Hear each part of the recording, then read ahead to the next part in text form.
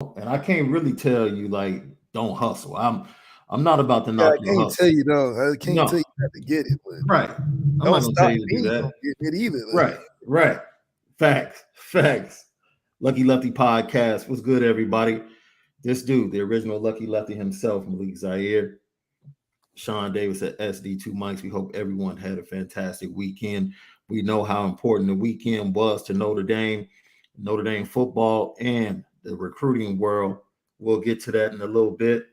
Also, just to announce, we're going to have Wes Pritchard back on later this week, but along with him is going to be his son, Marshall Pritchard, who attended camp. He's a 2024 wide receiver, 4-star. He attended camp yesterday. He has a few offers from some D1 schools, and I know he attended Clemson's camp. And I just wanted to have some legacy in the building, bro. That's what we wanted to have, some legacy. Father, son, talk about what it was like for Marshall to go around the campus with his dad and just experience everything. So that'll be later this week. We'll let you know which day. We're excited to have that. But we got to pay our respects, bro. Brannigan touches this one deep left field. Notre Dame has done it again, and the Irish take the lead.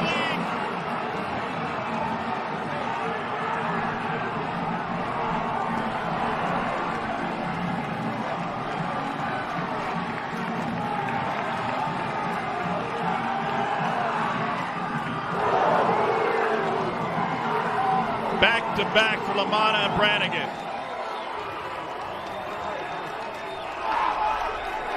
And the end of the line for the freshman Chase Burns. Yo, bro. yeah, Three things. First of all, shout out to Notre Dame baseball. that's right. Taking down #1 Tennessee in what I deemed as the Carnell Tate Invitational. That's right. Jokingly, like whatever team wins gets the commitment of Carnell Tate. Or we at least show who the better school is. Right. I was being sarcastic with that. A lot of people got a kick out of that this weekend on social media. So they take down the #1 team. I have a story about how I watched the game yesterday, but I'll get to that. They go on to the World Series for the first time, College World Series for the first time in 20 years. Shout out to several Notre Dame football players actually being in attendance and supporting the baseball squad. Real support. According to reports, like the ninth inning was because they had a camp yesterday. The recruits left early in the morning. They had 24 or 25 recruits come in for a camp yesterday afternoon. Everything stopped. They watched the ninth inning, inside the sports complex on the big screen. And like the coaches went crazy. Yeah. When they got the last out. So stuff you can't find anywhere else. Dude, the camaraderie between all sports at Notre Dame is absolutely like amazing. It's Shout out to the Monogram program.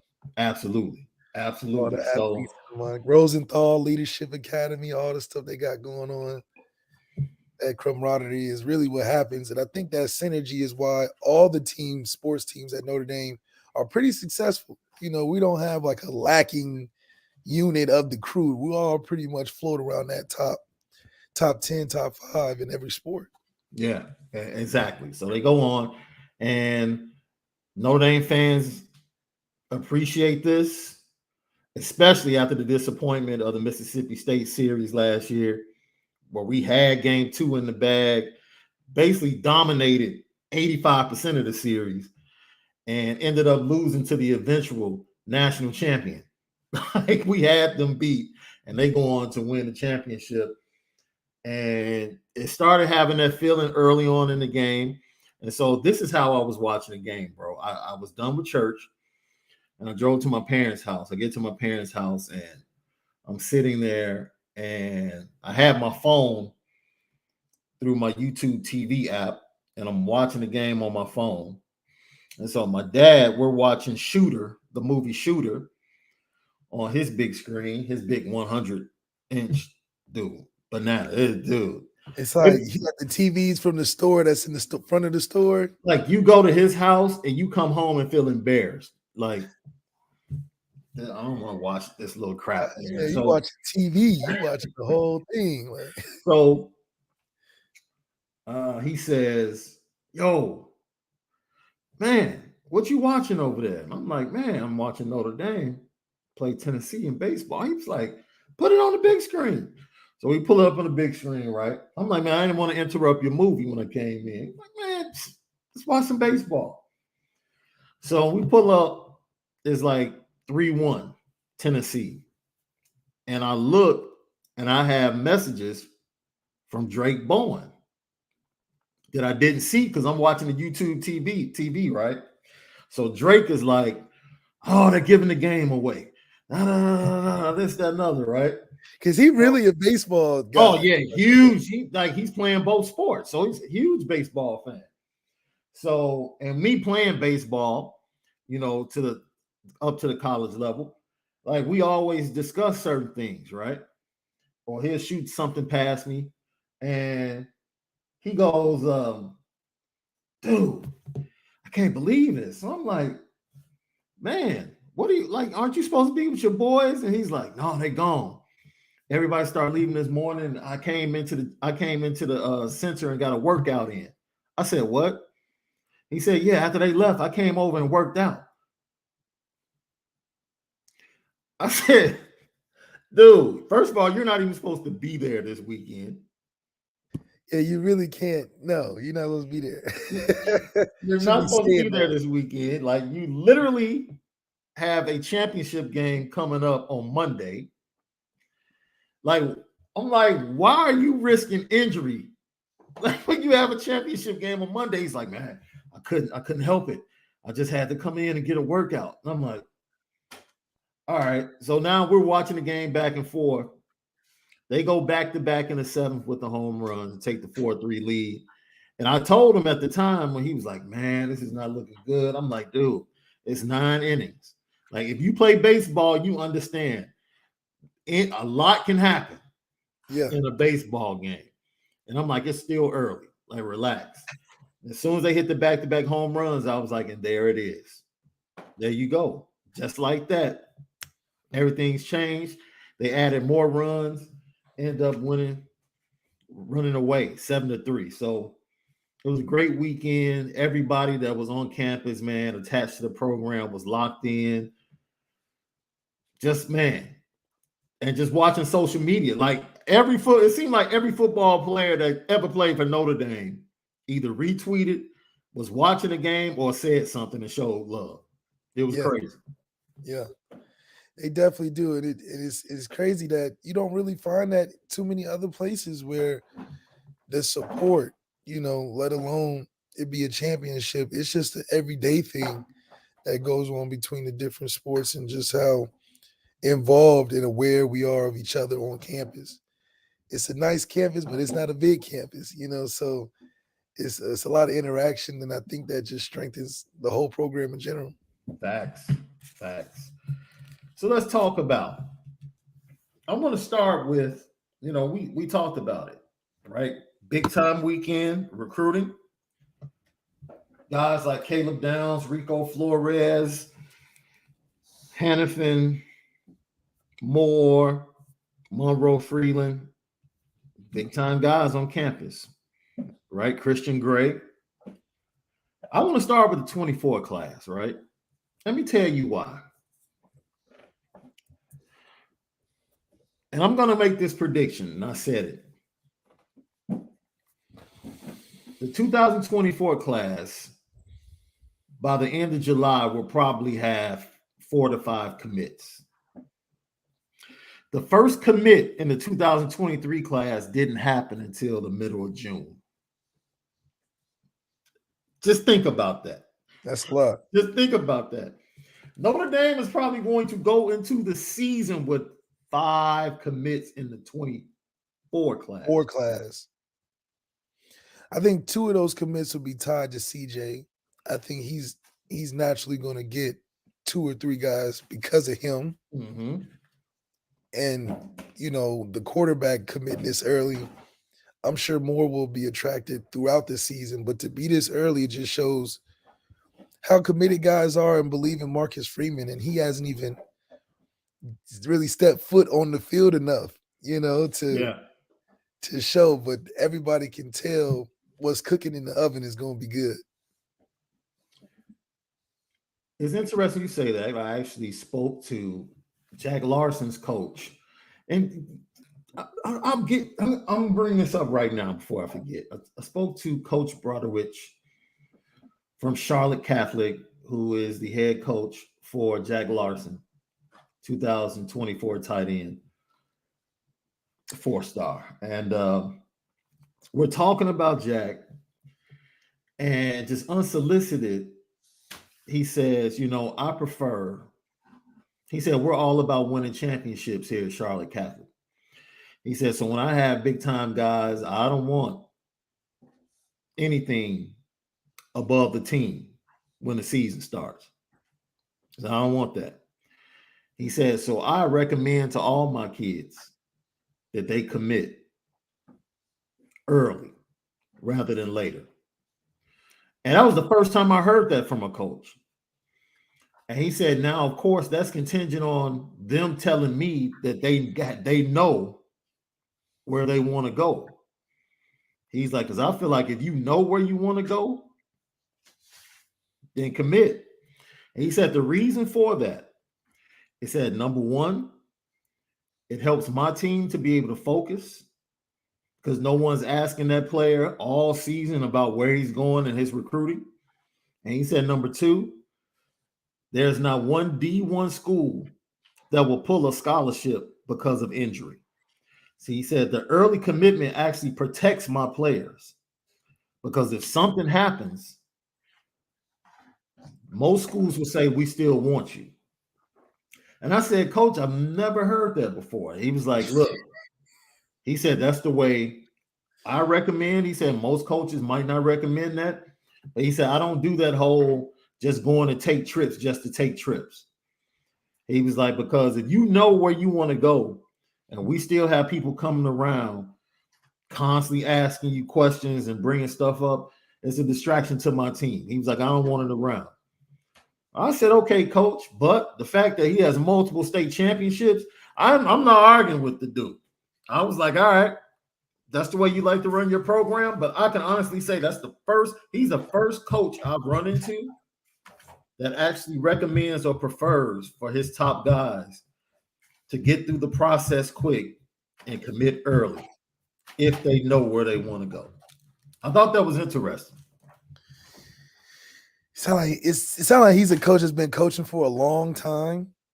And he's only been at Catholic for, when he came in, you remember his first star, you remember this, his first, Mark Harrell. You remember Mark Harrell? Offensive lineman? His guy. Mark Harrell was his first guy. He sent him to Notre Dame. His second guy, because he's very familiar with Notre Dame, the second guy that he sent to Notre Dame that committed early was Elijah Hood, the running back. And he made a mistake because he wanted to go to Notre Dame. And Elijah Hood, for family reasons, decided to decommit and go to North Carolina. Yeah, so I just think it's a real. He has a history. This is not something he's just saying. Like, he has a track record with his players. If you know where you want to go ahead and commit early. Yeah, I just think but that's out of perspective of him putting his team first. He's not thinking the future of the player outside of high school, which is why it's like, I don't know if you can put all those pieces together and say that's why, you know what I mean? I do think that success comes from consistency. So if he consistently believes that if his guys commit early because of his selfish reasons for him wanting the team to focus, because at the end of the day, that's such a misleading thing to say about distractions of a team, because you have 75, close to 100 kids on the team. Everybody's thinking something different. So you can't say that the team is distracted by somebody asking a kid where he wants to go to school. I'm sure the right tackle is not concerning his whole day with if the quarterback's getting asked if Louisville wants to come or not. Like, if anything, kids are not that deep into it. I do think what it does committing early is just saying, like, this is where I want to go, boom. But a lot of times things change in the recruiting process. So recruiting early, especially for a good player or a player that's talented, but, a fit is very important about a school. It's very important. So when I'm thinking of what he's saying, I'm taking it from the perspective of, yeah, if I like the classes and what they got and da-da-da, then I'll go. But it's way more important than that, because a lot of times it's about fit, especially for elite schools like Notre Dame, the Clemsons of the world. So you're not just wanting to go to a school because you like it. It's a way deeper process because there's a lot of money involved these days. There's so much more included. So I think it's just a older way of thinking. I think if he had Dante Moore on his team, he wouldn't be telling him that, just because Dante would probably transfer or something. But, as an elite quarterback like that, it has to be a delicate process because not everybody is the same. I mean, look, Mark Harold, if you had to ask him at school, would he commit early? He'll tell you no. So I've seen, guys that have done it early. I committed early, but, for me, it was circumstantial, and I knew I wanted to go there because of what I wanted to bring. But not every kid can decide like that. A lot of, like, nowadays, you're seeing kids jump in transfer portals for nothing. So it's a real interesting process. But I think it's disingenuous to try to put your high school program over a kid's potential football career, thinking that that's going to make your football team better. I don't think that's always equivalent. I think if you had like a Johnny Manziel on your high school team and he was the Johnny Manziel Texas A&M and he's doing a lot to cause a lot of fanfare, yeah, that's a particular case. But the average high school kid that goes to that high school is not garnering that much attention to be swaying a team from winning one game or another. Hey, I just thought it was interesting. He also gave an example of his quarterback who will be making his decision coming up soon between Rutgers, Vanderbilt, and a couple of other schools. Like, I'm going to sit down with his parents in a couple of weeks before we go into camp, getting ready for the season in July, and we're going to make a decision. See, that's crazy. You can't make me make no for high school. No. I think you missed the point. He said if they know where they want to go, his recommendation is to end it. If you know where you want to go. CJ Carr said he knew he wanted to go to Notre Dame in March. He did. The only reason he kept going on visits is because of his dad. Period.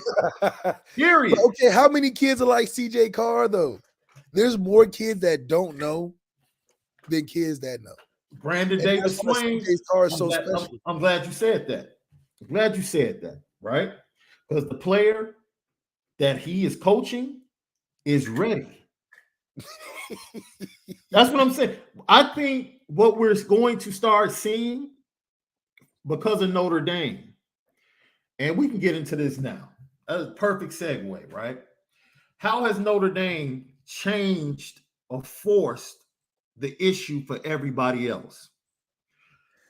So I liken Notre Dame, and chime in at any point in time, bro, because I'm going to break this down in the context of a 4x1 relay team, right?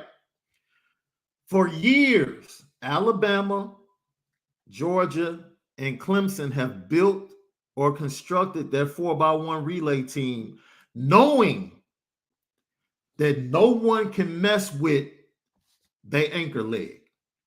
Nobody can close. Can't nobody close like Nick Saban. Alabama has always. Dude, they get into the fall and they hand that baton to Nick Saban, and it's a wrap. It's a wrap. It doesn't even matter what all the other programs that have offered this kid have been doing. No. All spring and summer.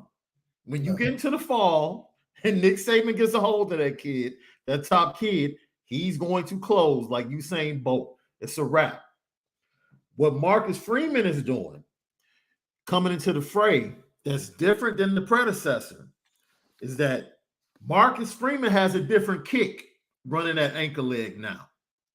So now, as aggressive as Notre Dame is early, and they put some of their faster guys on the first leg with the coaches and the staff, starting with Chad Bowden. He starts off fast. Then you get it to the coordinators, second leg. Then you get it to the positional coach, third leg. And Notre Dame jumps out quick on these players, right? Now, you force the issue of Kirby and Nick Saban and Dabo to start their process earlier, because they just can't depend on Nick Saban closing the same way he closed against Brian Kelly. Marcus Freeman has a different kick. Marcus Freeman has a different kick.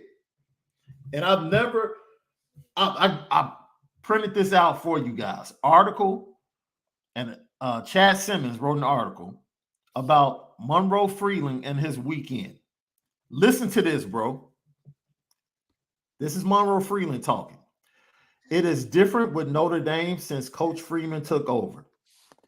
I talked to Coach Kelly once and he shook my hand, but I didn't get the feeling that he even knew me or really didn't know who I was. That right there, bro, that right there, Irish fans, that right there lets you know everything you need to know. Everything you need to know. Like, for a kid to say he shook my hand and I got the feeling that he didn't really know who I was. You lost right there. You lost right there. You lost. As the head coach. The kid is gone.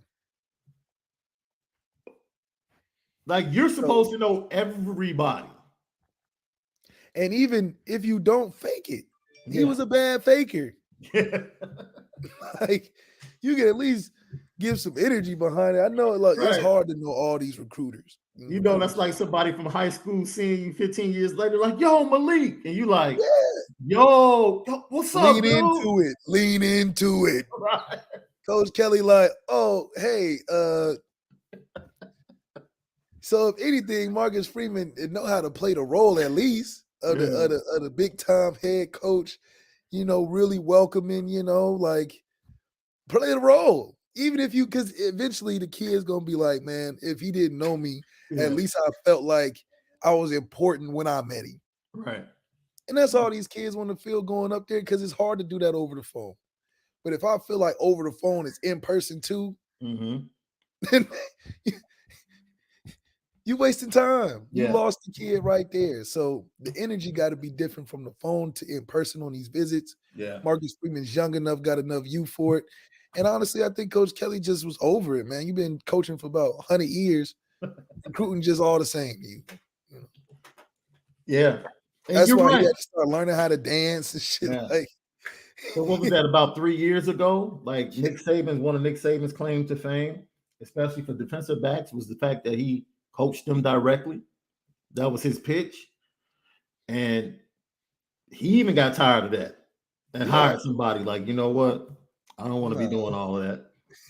I'm 70-something now, man. I don't have time for that. Because you're just too old for it. Like, man, you need, but what Coach Kelly was good at, hired people that was good at that. Yeah. So it just sucks that you had to be the closer.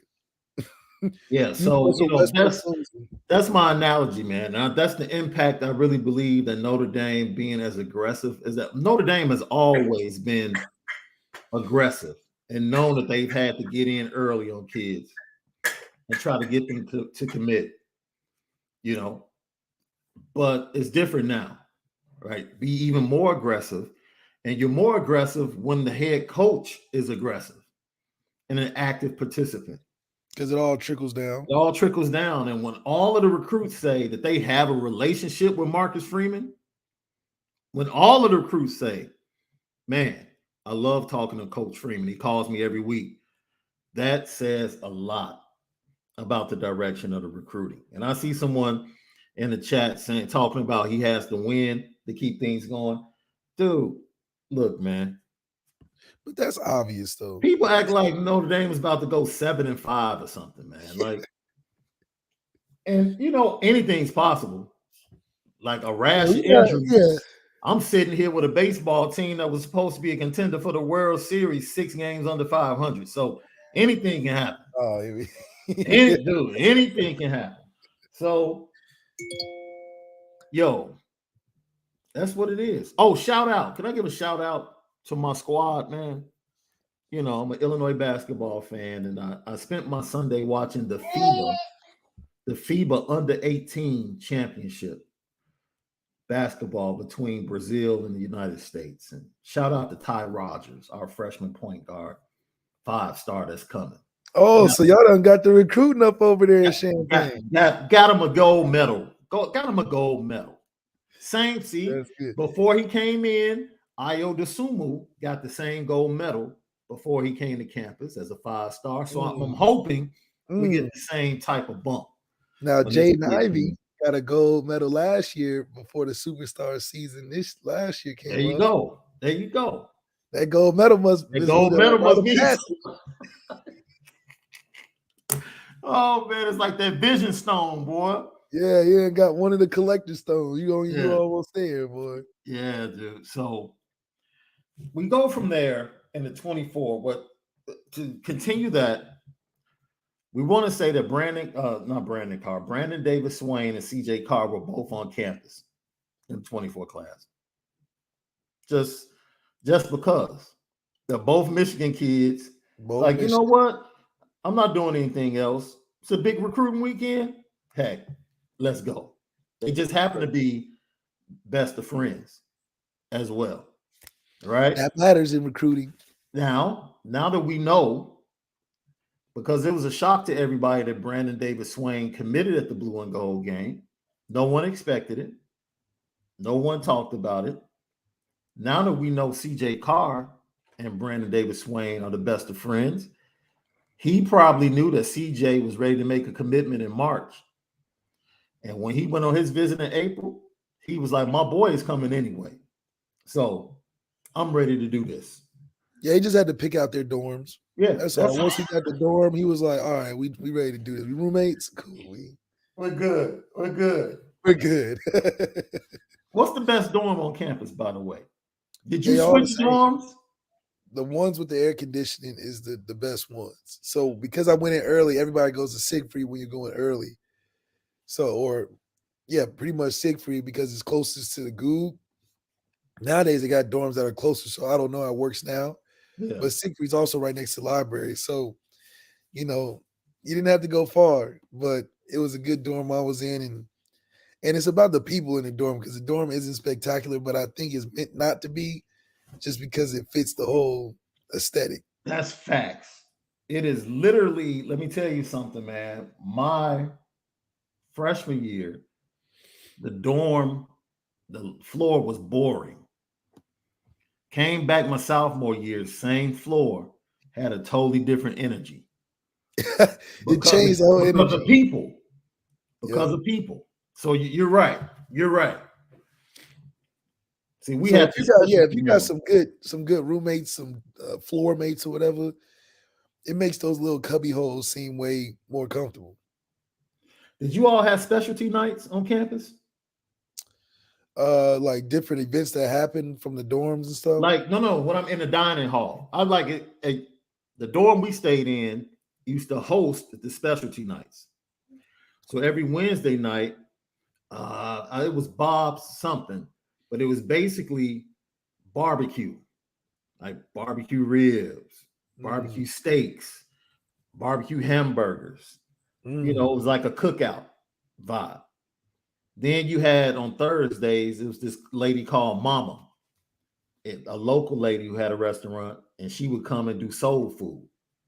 Oh. In the dining hall. Yes, sir. Yes, sir. Yeah, fried chicken, mustard and turnips.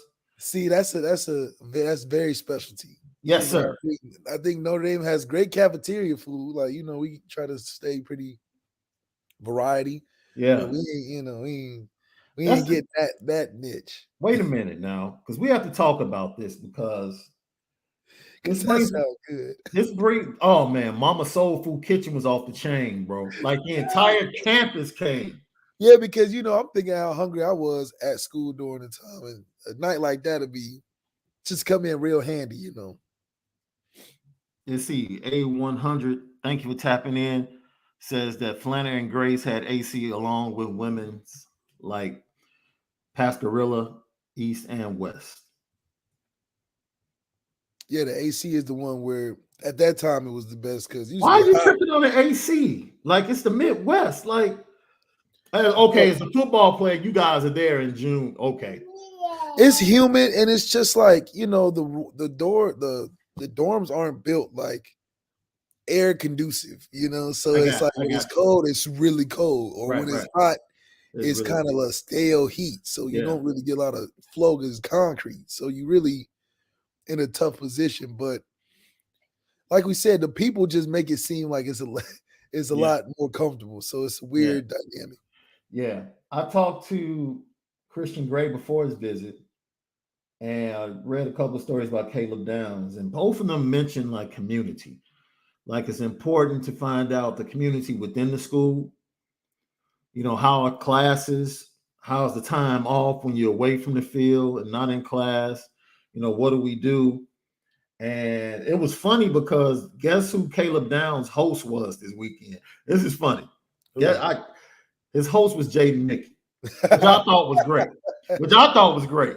Yeah, because he's a freshman. What are you interested? Where are you taking him? But he's the freshman in my mind that could get a guy like social butterfly. Yeah, he's a social butterfly. Like he knows, like Caleb. Yes, he knows what to do. He knows where to go. He knows everybody. He blends in with everybody, and will show him a great time. I thought that's a great combination to put together by the staff. Yeah, a corner and a safety relationship. I think that's important. So, I think Caleb, it would be a different experience if he went with a Cam Hart, who's just a different type of guy. So Jaden is the perfect one. Yeah. Is there a soul food spot in South Bend? It's called Angels, but it's out there. It's called Angels? Mm-hmm. It's like deep South Bend off the road type thing. I mean, if you have a car, I just say it's out there just because from where it is from campus and what's around where it's at, it's like So Christian Gray and it's coming down to LSU and Notre Dame and Ohio State. I don't think he heads out to USC this week, and then he ends his June with a visit to Ohio State. I don't really think USC is a player for his services. I really think it's Ohio State, Notre Dame, and LSU. Coach Peoples down at LSU was his former high school coach and his mentor. Means a lot to him, but it's been very well reported. I know I've reported it. The depth of the relationship that he has with other 23 recruits, whether it's Don Schuler, Peyton Bowen, Eli Bowen, Drake Bowen, like they refer to each other as family. And that can go a long way. So in my mind, it's a tug of war between LSU and Notre Dame right now. Well, Ohio State right there in the mix. They get the last crack at him. But his decision is coming up July the 4th, and we'll see what happens. But he would be very, Michael Bell, someone you talked to in the Irish Players Club, seems like he's going to go ahead and end up with Notre Dame based upon the reports we're hearing. He's going to be your raw bump and run corner. Christian Gray is going to be the big guy, your big physical corner. Yeah, Christian Gray's huge. Yeah. Yeah, he is. I figured because he is he's not a average size corner at all. And he's a long strider. Yeah, he's like a real big guy, like for real. Like he's a receiver long. So I think that fits more Cam Hart style, which would be, once Cam leaves, Christian would be a good arc, like a body type to fill that spot of length at the DB position. Because Jay Mickey is like the opposite. He's more explosive, shorter, so now you got variety at the secondary. Because even Xavier Watts is tall and long. Man, taller than I I thought. I'm like, you damn near could be a tight end tall, you know what I mean? So that's going to be able to really be able to have great matchup problems for opposing offenses, especially when you're going against USC and then all the superstars they have. Yeah. So Ronan Hannifin, another kid, just to give him insight, his parents spent a lot of time discussing. I think I know why. His parents spent a lot of time with Jeremy Bowen and Drake Bowen this weekend, asking questions. And I think the reason why is that the battle, more than likely, with Ronan Hannifin is going to come down between Clemson and Notre Dame. And that was the same decision that Drake Bowen made. And so in knowing so, they asked a lot of questions of the Bowens this weekend. What did you see? What were the differences? What led you to make the decision to come here? And he has a decision to make coming up, or he's going to end up making his decision probably over the next 2 or 3 weeks. And we'll see. But that's another battle that Notre Dame's right there at the end, and things are trending very well. Now, for you, if you're a parent, what questions are you asking Notre Dame, Marcus Freeman, on deciding between going there or not? Because I'm sure there's. Now, am I me or am I a variant? Like, as if it's lifetime Notre Dame fan, that's not a fair question. Okay, we're talking about neutral parent. Okay. Top 5 kid. Yeah. Notre Dame's high on the board. Well, I'll say this. In doing what I do and talking to the parents and the young men, if it was strictly up to the parents, I truly believe 80% of the kids would commit to Notre Dame. Oh, if it was just left up to the parents. Yes. Easily parents are like, yeah. We don't need a lot of questions. That's why I was saying you don't really need a ton of questions with Notre Dame. It's just a matter of, do you want to discipline yourself under those circumstances for that time? But even with that, so I'll give you a good point. And to go back to what Monroe Freeland said about how he felt the first time he shook hands with Brian Kelly. You can have something that's powerful and lessen the impact. Like the product that is Notre Dame is powerful when you talk about by itself. But when you have somebody like Brian Kelly that doesn't know how to transfer that feeling properly to people, it's like you have nothing. It's like you just lessen everything, right? And we're starting to see this explosion, if you will, in recruiting from Notre Dame not because things have changed, but because this is what Notre Dame is supposed to be. Like, that's kind of like the shock, right? This is Notre Dame at its highest level. When it's done right. This is Notre Dame when things are done right. This is what it feels like when it's operating on 100%. Right. So for those of you that might have been really young and really couldn't experience what it was like to get updates from a loose emoji after the December banquet weekend, when all the top players around the country came in for that visit, and you would start hearing the buzz about who Lou Holtz closed on and who they could possibly get on signing day in February. This is what it felt like in a shorter span, but this is what it felt like. Yes. And anytime you heard banquet weekend, you expected positive news. That's right. And that's the buzz that's coming back to Notre Dame in this football program. This is what Notre Dame football is supposed to be like. This is how it's supposed to feel. Like, oh, we're in it with another kid with Clemson. Okay. We're in it with another top kid with this school. Okay. Like, this is what it does. Or this is how it normally feels. Rico Flores. Let me tell you something, man. Rico Flores was like one kid, because he's not my kid to recruit and follow up with. So I really had not dug in and done a lot of work with him.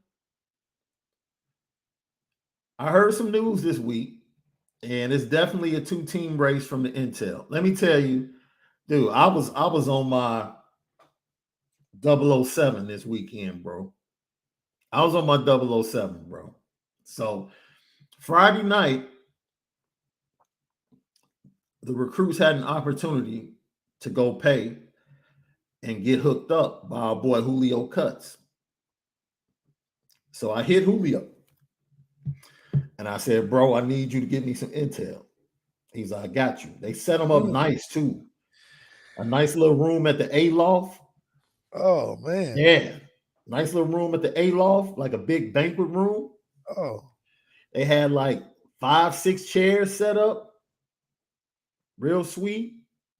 And he posted it, if you follow him, Julio's Cuts on Instagram, you saw he posted some of his cuts. He gave Micah Tease the screw face with the cut he put on him. Like Micah Tease was just twisted. Like, what? You got barbers like this in the bend? That's right. Yeah. Like, yeah. And it's funny how he has. I told him, I said, do you realize you have become a part of recruiting, bro? Oh, yeah, for sure. Like every time Dante Moore comes to town, he calling you. Like, do you realize that you become an asset in Notre Dame recruiting? And he was like, yeah. He was like, I know how important it is. Seriously. But we talking about Rico. He was like, Rico's really cool. But Rico is kind of torn. This is not Rico talking. This is just him from having conversation. This is just what he's taking. He's like, he's torn. Once again, Notre Dame tug of war coming down to his decision July the 3rd, Notre Dame, Ohio State. The interesting thing about him is that his decision might be a domino effect, right? Because Carnell makes his decision in like another week. Shout out to Carnell Tate, his squad, for winning the championship out there in Las Vegas on the 7-on-7, defeating Dante Moore's Cam Newton squad. I think it was 22-19 in the finals. Wow. Yeah. Who was the quarterback for him? Malachi. Oh, okay. It'd be Nelson. Malachi. Yeah, Malachi was their quarterback. I was like, y'all were cheating, man. You gave Malachi's nice with that 7-on-7 stuff. You get Malachi, you give Malachi, Brandon Ennis, and Carnell Tate. Like, what are we really doing? What are we really doing? Like, y'all just stacking the deck like crazy. So the decision for Carnell Tate is between LSU, because he cut down his 5-3 recently, is Notre Dame, Tennessee, and not LSU, Notre Dame, Tennessee, Ohio State. It's funny because LSU is always around. Yeah, Ohio State. And by the way, Nico got MVP that day he played, because they give out MVPs on a daily basis. Because Dante got the MVP on the first day. I know Nico, he didn't show up until the second day because he didn't start playing until the second day. And he got the MVP that day. Overall MVP, I don't know who got that. But yeah, those are the top 3 for Carnell Tate. Most people seem to think that things are trending in a good direction for Tennessee. And Ohio State has been in the pole position. Yeah, they're recruiting purgatory. People don't really keep up with Ohio State recruiting because a lot of their recruits have them around the top. Yeah. But they never end up leaning that way. Yeah. For whatever reason. Yeah. So it's interesting because the trio that Ohio State wants, and I know they're in on Brandon Ennis, even though he just recently visited Alabama. Noah Rogers is another kid that they supposedly lead for, and Carnell Tate. That's the trio they want.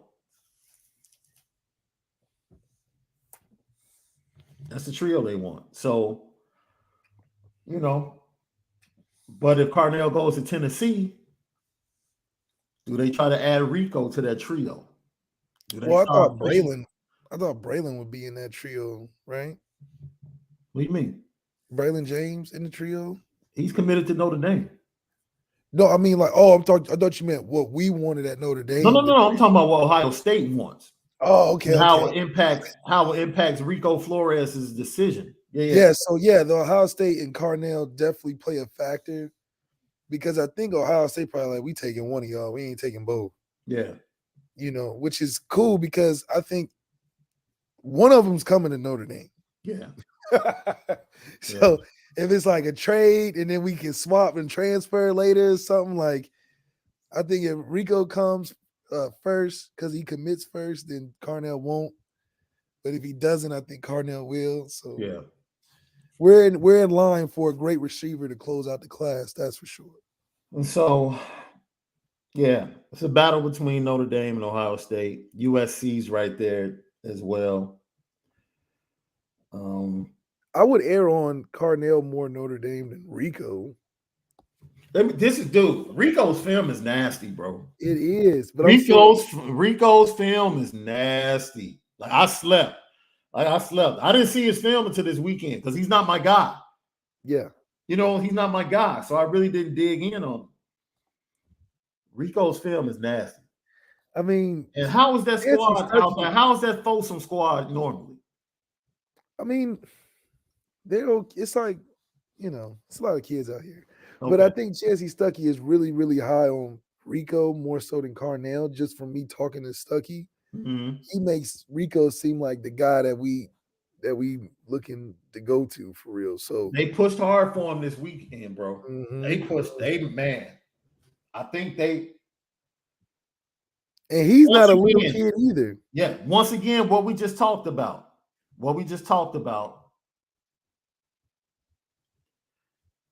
If it was up to the parents 80% of the time, they go USC. Rico would be in the class. Yes. You know what I'm saying? I think his situation falls into that because Folsom describe the area because I know I've driven through it, but Folsom in certain areas can be pretty tough. Yes, that's just California in general, is that it's generally okay, but there's always these couple of streets. Everything is built like, like straight T's and I's and crosses. Yeah. So yeah, you'll run into everything. It's like a checkerboard. But yeah.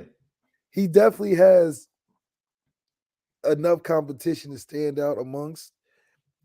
I just think the fit. I think Carnell's a better fit than Rico for Notre Dame. But I think Rico as a playmaker I think he would shine in a situation where he's getting the ball a lot.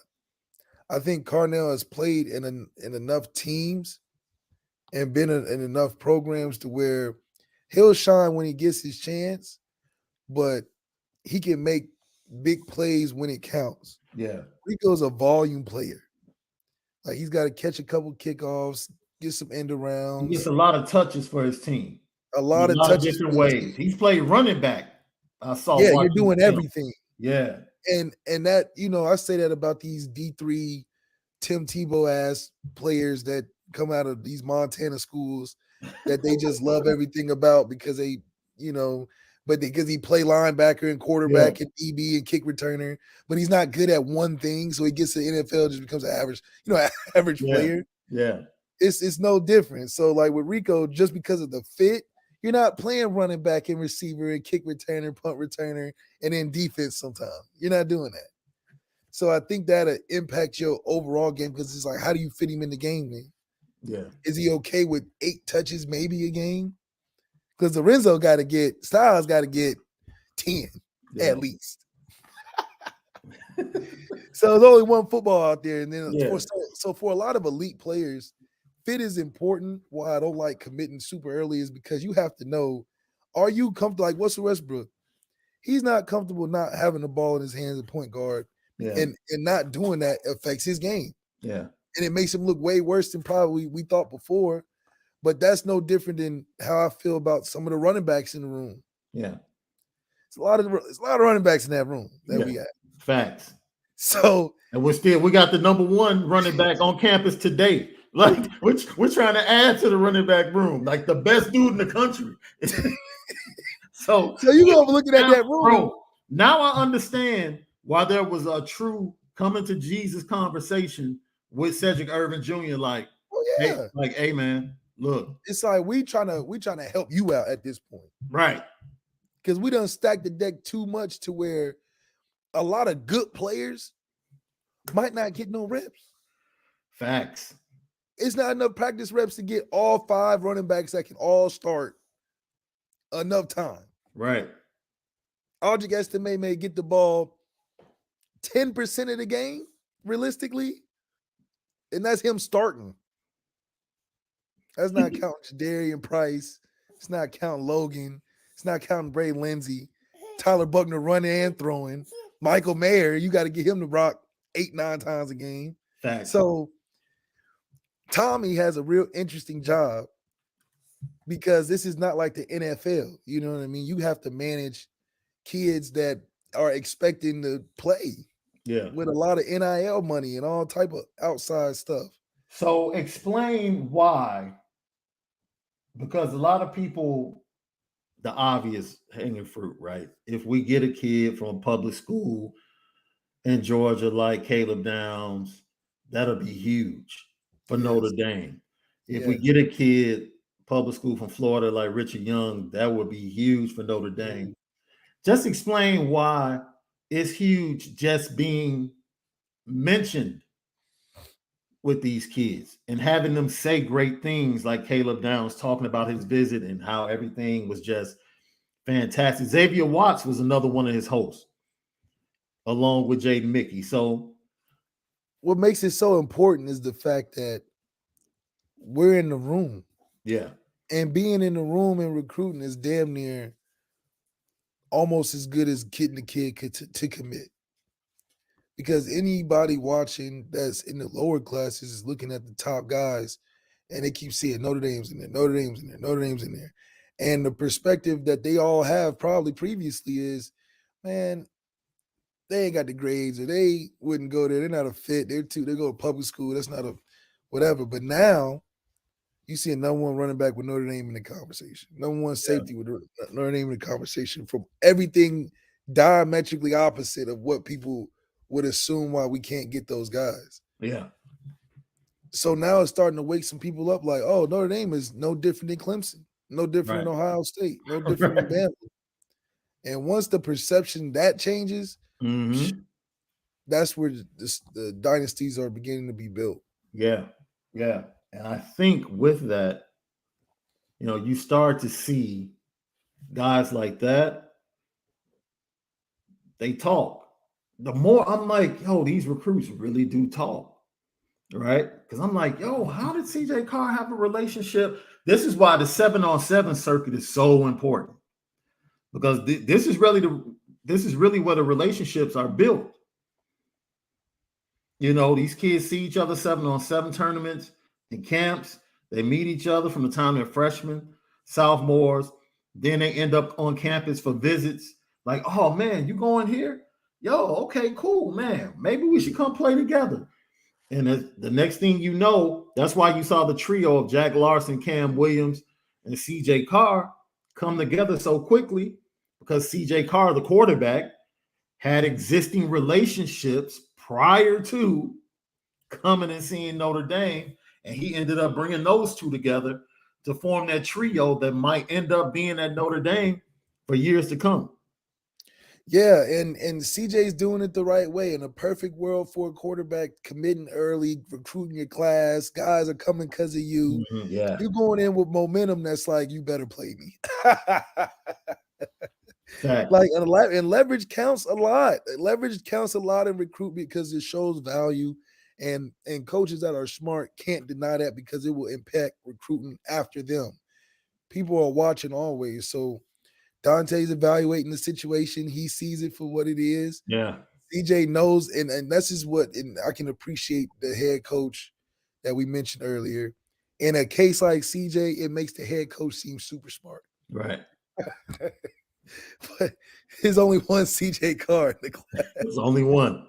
It's only one. So Caleb Downs, of course, he comes to town this weekend. He's one of the kids that actually got here on the 9th, if I'm not mistaken.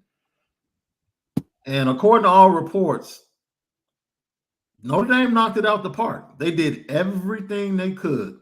But listen, when is Notre Dame not knocking these recruiting visits out the park? If 80% of parents would go say, yes, we would go without even damn near showing up, just because they know what it is. Yeah.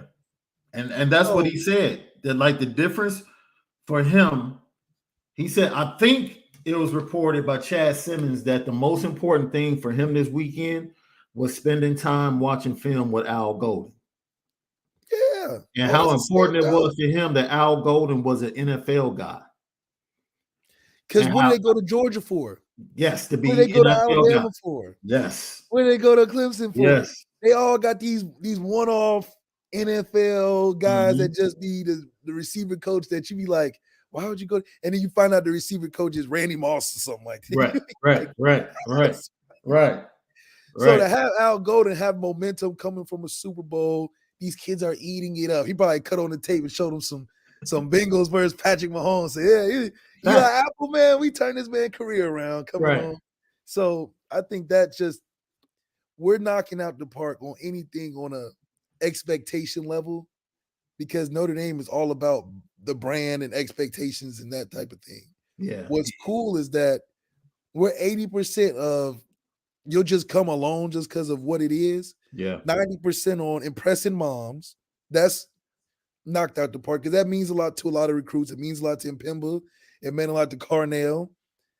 So the mom influence is huge. Yeah. We're good on that. Yep.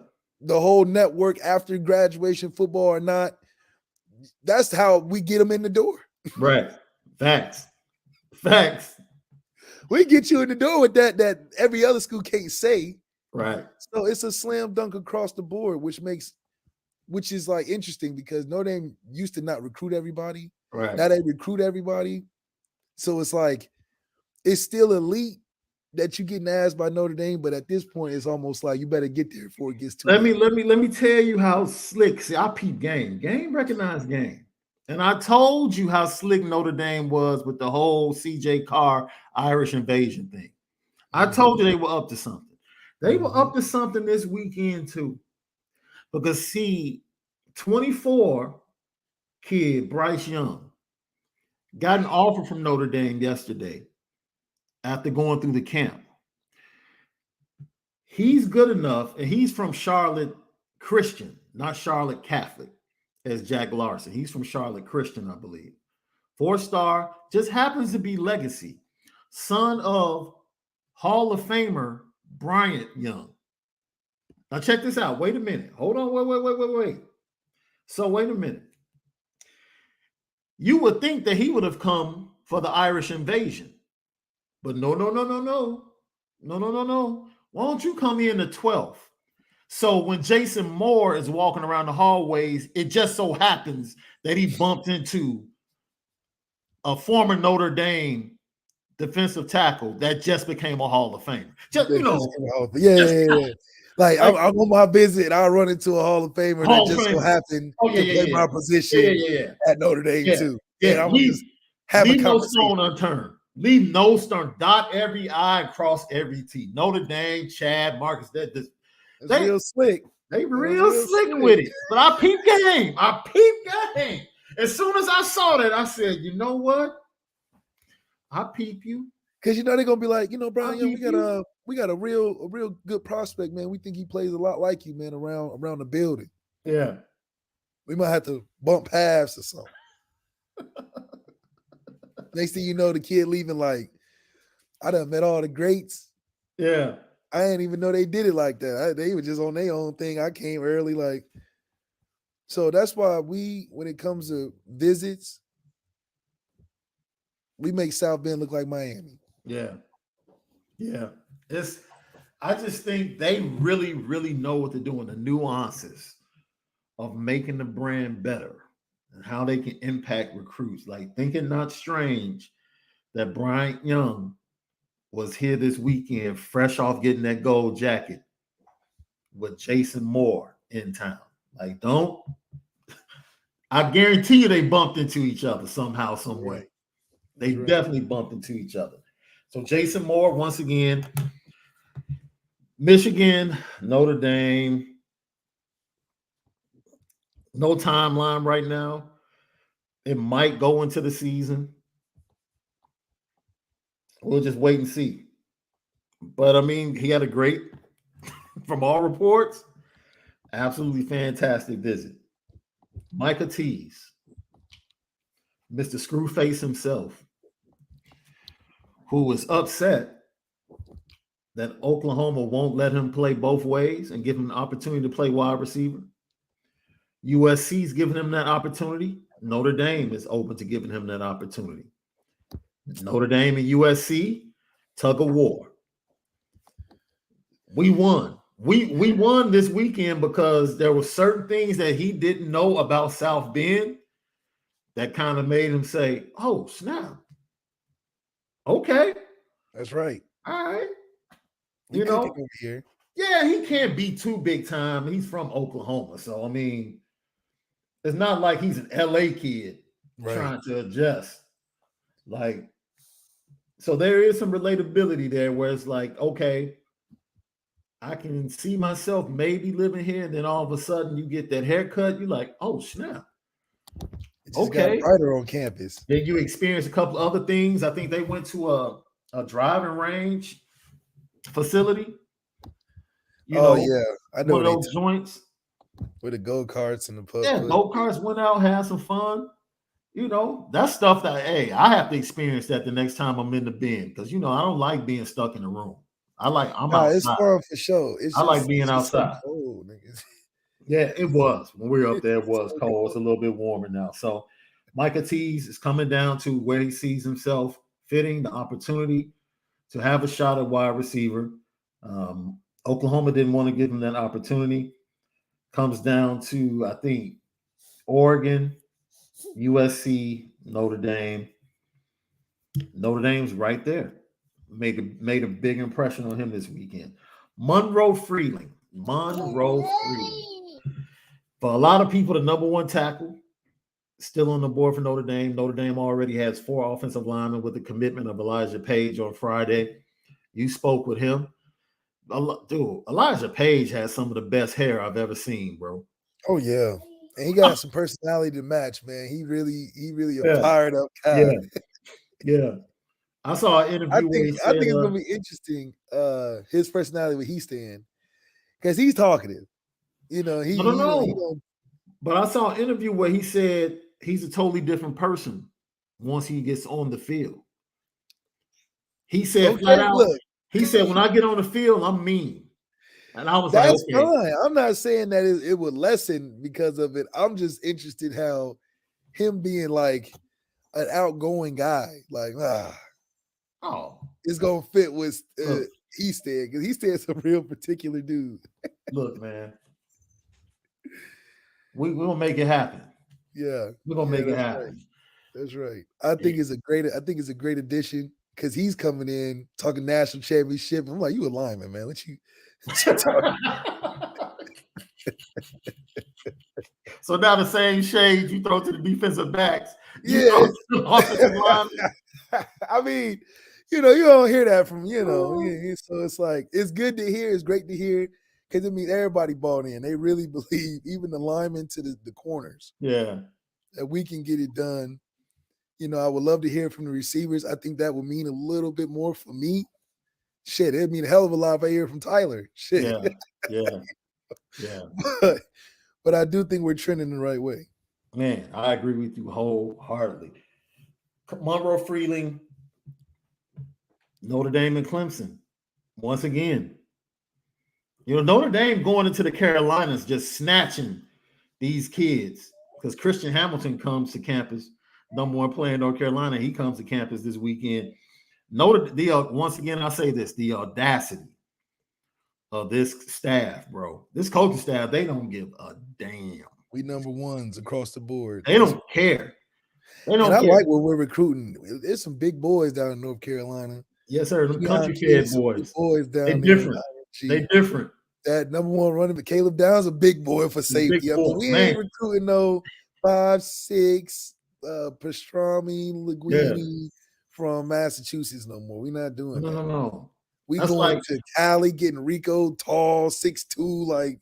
What is that? When the coaches stand at the 50-yard line, and you guys on the other side of the field, and the team you're facing is on the other side of the field, and you just take a look on the other side and you start seeing how big a certain team is, like that makes No, I remember. See, the thing is, I always thought we was kind of big. Yeah. And I remember us in 2016 going against Michigan State, and they were huge. And I'm like, okay, I'm starting to see the levels of where we are, and because we playing SC and these smaller teams kind of, but Big Ten SEC teams. Now, not every SEC team, like LSU was different than a Georgia size, Alabama. But certain teams like a Michigan State, BYU when they had Kyle Vanoy, their size is kind of intimidating because you're like, man, these boys big for real. Facts. And we starting to be that team. I when I went up there for the spring, just seeing the guys in shirts and shorts, I'm like, oh yeah, we got some monsters in the building. Facts. Like, oh, we got actual like intimidating size. Yeah. Because we'll be good to have, you'll have a Tuitt, and then you'll have a Eifert. You got an Eifert, and then you get one or two guys that are big dudes. Okay, and then you get a bunch of like smaller guys, like Bennett, the Kavaris of the world. We don't even have a corner outside of Jaden Mickey that's under 6 feet. Yeah. That's pretty impressive. Yeah, but like you said, I agree with you. And the one person that stood out, Caleb Downs, is a big dude, man. He's a big dude. That's a big dude. That's a big safety, bro. And it's like you hear dimensions like 6'3", 205. Yeah, and in your mind, you think that you know what that looks like until you see it. It's a different 6'3", 205. Because then you're thinking, oh my gosh, wait till he gets in a weight program. Right. And he's gonna be a linebacker. Super athletic, still great movement. I mean, the kid plays quarterback, wide receiver, safety, cornerback. He does all of that for his squad. We're only recruiting guys that play more than 3 positions. So that's the prerequisite. That's the prerequisite. Like you have to play multiple positions. Yeah, if you're not playing all 3 phases of the game, offense, defense, special teams, you're not getting recruited to play nothing of importance at Notre Dame. Right. If you're not a lineman, shit, I can't even say D lineman because Ahmad Wagner played both ways. Right. Emil Wagner, yeah. So if you're not strictly a lineman or a quarterback, you're not getting recruited by Notre Dame if you're not playing everything. It's just not going to happen. Emil Wagner is very similar to Tate, to Joe Alt. I mean, not Tate. Joe Alt was a tight end in high school, very athletic. They were like, you know what? You'll be a good tackle. Everybody was like, oh, tackle. You think he played tackle? When you got he stand, you can play tackle. So, you're right. All the linebackers at one time played something on offense. Yeah. So Monroe Freeland. Prince Colley played running back a little bit, right? Yes, he did. See? Yes, he did. Yeah, Monroe Freeland pretty much going to come down between Clemson and Notre Dame, according to most reports. A lot of people were worried because, of course, Monroe Freeland came in this weekend. Charles Jagasaw doesn't come in until the last weekend of June. So a lot of people are saying, oh, man, what if Freeland commits? What does that mean about Jagasaw? Notre Dame is taking both if they both want to come. Yeah.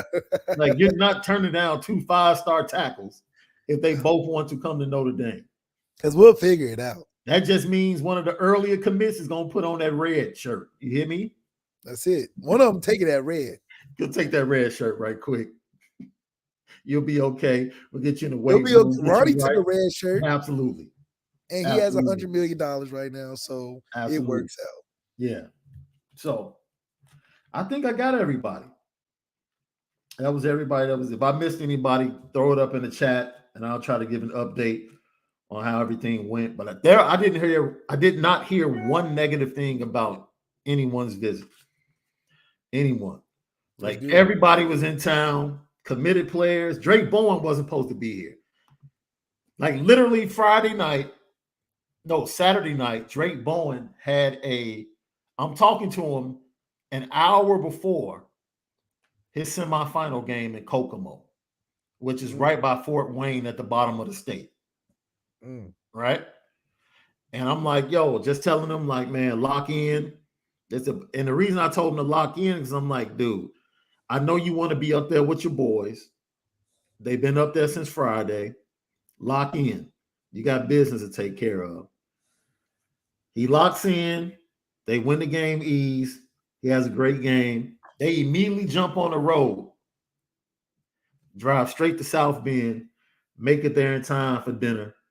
And it's like, that's just the dedication and the vibe around this entire program. Like, committed players, guys that are thinking about coming to Notre Dame, 23 kids, 24 kids, camp after everyone left on Sunday.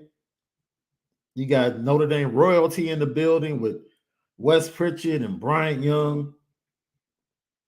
Yo, it's amazing, bro. It's just an amazing changing. It's seeming like it's an undefeated season coming. I'm saying that 9-3 game is going to look a lot more in favor the more we keep having this great news come along. Man, this is whew. Yeah, man. I try not to get too amped, bro. I try not to get too amped. So we're gonna end this on a good note, and we'll see you guys tomorrow. But as always, you know what time it is. Petticoat,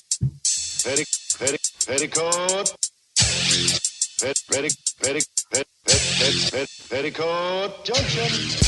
It's time to get petty. Oh, we did a good job executing. Are you upset with something? And fire up the Petticoat Junction train. I just don't like you. You don't? No. What is today's petty historic? Petty Junction.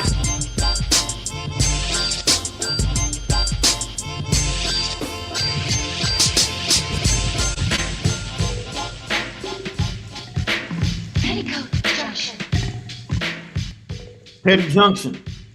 Each and every day right here, Lucky Lefty Podcast. Brought to you by Onora Whiskey, OnoraWhiskey.com. That premium American whiskey, OnoraWhiskey.com. Someone said, did, or just acted straight petty over the weekend. This is a first for me, bro. I'm going to throw my mother on the petty train. You got to throw my mother on the petty train, man. Do you ever feel like that your parents love your child more than they love you? 100%. I thought maybe something happens when you give birth. It's like the love for you lessens, and whatever they drastically lessens. Drastically, you're like, wait a minute. Yeah, so I go to my parents' house yesterday, and the door opens, and it's like, where's Ari? Like, hold on. Wait a minute. You pull up, they like, excuse me. Exactly. Where's the real people I've been waiting for? And then it's like, well, she's not with you. What you doing here? Like, wait. Oh, like, I ain't even. This is a drive-by. This is not a stop and chill if you ain't got. No, like you gave birth to me. You literally gave birth to me. You being super petty right now. Super petty. Mad petty, Mom. We had a full discussion about it. Like, no. Yeah, because you really concerned. Yeah. It's like, dude, really? Like, you don't even want me at the crib anymore. Yeah, it's not even want you at the crib. Unless I bring your granddaughter. Like, what's really going on? Like, what's really going on, man? I just thought it was me. Like, the love that goes to the grandchildren. It skips over you sometimes, man. Yo, Kevin Durant has been pretty petty this weekend. But he's always petty on Twitter. He's just so in support of players just going against the media narrative. It's just like, come on, Kevin. Yeah. I wonder what his after basketball career would be like. Would he be like Stephen A's co-host on First Take? Maybe? That'd be a great show. That'd be a great show. That would be a great show. That would be a great show. You talk about ratings. That would be Kevin a great Durant. Show. Be a Kevin Durant, Stephen A. every day at 8 a.m. or Stephen A. and Skip. Or Kevin Durant and Skip. Yeah. And it's crazy because Skip be on his side. That's amazing, man. And Notre Dame goes on the petty train, man. I want to hear it. It was a big weekend, bro. Biggest weekend of recruiting in a very long time. So I had to be locked in, bro. I had to be locked in. I had articles to do. I had to talk to kids. You know, I had to stay focused on tweets that might have gone out, pictures, everything all weekend. That's right. Unfortunately, it was the same weekend as the Hyde Park Fest here in Chicago. And I could not partake. I missed out on Busta Rhymes, DJ Jazzy Jeff, Lupe Fiasco. Big fan of Lupe. Janae Aiko was in the squad. So you living in 2010. That's 2010 swag. The lineup was pretty dope. Yeah. And I'm here locked in to Notre Dame recruiting all weekend. Hey, you locked in because the fans love it because we spin it different. I did it for you all. I did it for you. I did it for you. I didn't go outside and enjoy myself for you all. Like some you people like, should've. couldn't you have done both? No. Because if I was there, I was totally ignoring everything Notre Dame recruiting. There's no way. Nah. Because you got it's too much attention to spend on both things that you can only do one. Dude. And the Hyde Park Summerfest lineup, bro. I'm still mad, bro. I'm still mad. I want to go back in time and like clone myself and just bring other people over. Lucky Day was there, BJ the Chicago Kid, Marsha Ambrosius, Lupe. Oh, Ashanti. I forgot Ashanti. Somebody put that down. Yeah, Ashanti. Ashanti really wasn't my cup of tea. I wasn't a Murder Inc. person, bro. I really didn't rock with Ja Rule either, so. Yeah. That's it, man. We miss anybody for the petty train? No, I think we covered it today. It's a Monday, but it'll be people coming on just after. Dude, like I said, we're going to have Wes and Marshall Pritchard on once again, just talking some Notre Dame legacy. Heck, I'm going to try to get Brian Young and his son. Yeah. Too, to join us. That'll be dope. Once again, we thank you guys for tapping in. We thank you, LL Nation, for making us everything we are. You guys are really, really supporting. Oh, yes, you're right. It ain't rocket science. Yes. Tennessee baseball and their fans talked so much trash this weekend. They definitely have to go on a petty train. Definitely. Number one team in the country getting sent to the crib. Well, they were at the crib, so they didn't have to go anywhere. They went right to their dorm rooms after taking that L yesterday. And I love it. Yeah, and I love it because I love when these big programs that so-called major in these sports like Tennessee and baseball sound like it goes together. And then you get Notre Dame. Yeah. When we have a party for basketball, we'll do it to Duke a couple times. Yeah. And we mess around, get to Elite Eight. You know, we may come into your home territory and take over for a brief time and not be known as a school for that sport. Yeah. Did you update? Did we forget to get the Ohio State guy on Friday? Yes, we'll get him on. Whenever y'all want to do that, we can do it tomorrow. Yeah, let's go ahead and do it tomorrow.